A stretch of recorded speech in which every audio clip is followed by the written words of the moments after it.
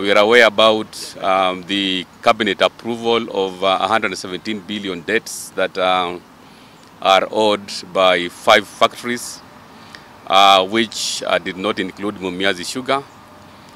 So one of our discussion points that we have agreed with the President is that he's going to have a specific a team to look at the issue of debts of Mumias Sugar.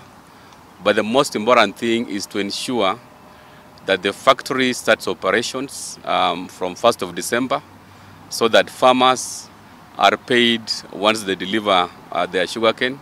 Today's meeting focused on specifically Mumias Sugar Company. And we are quite pleased to announce to our people that from next month, they'll be free to sell their cane to Mumias Sugar Company, West Kenya, Butali Sugar, Nzoia, and so on.